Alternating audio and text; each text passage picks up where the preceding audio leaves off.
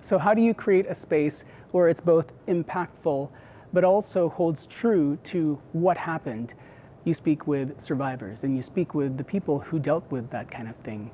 Michelle Douglas is the executive director of the LGBT Purge Fund.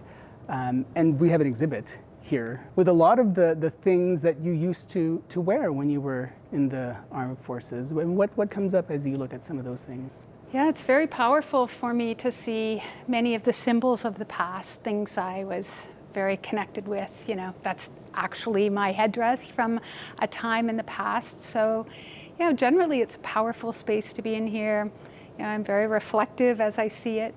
And thinking about the past, very much rooted in, you know, the today though, and the journey we've been on.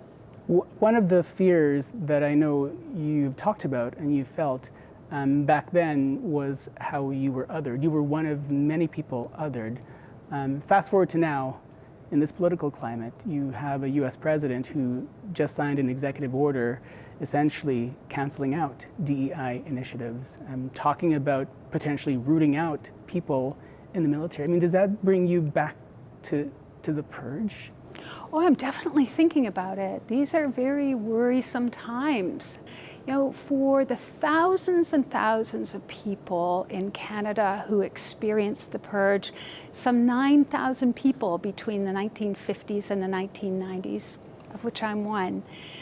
You know, when you think about the incalculable loss of those people who wanted to serve their country, RCMP, military, public service. And then in today's world, we see the prospect of another round of exclusion in small ways and in big ways. Yes, of course I'm thinking about it, and I worry what will happen. But I also feel a sense of strength here, you know, resilience, you know, just a fortitude to stand up against what is not right. For me, it's about how we were diminished in our humanity and, in a way, denied the right to serve the country. And that meant something to me then. It still does for me today. What about the people who walk into this exhibit as they go from the beginning all the way through here? What do you hope they'll take away from today? Oh, they'll have a chance to learn about a very difficult injustice in Canada's history. It's not very well known by people that so many thousands of people, you know, experience this harassment, firing.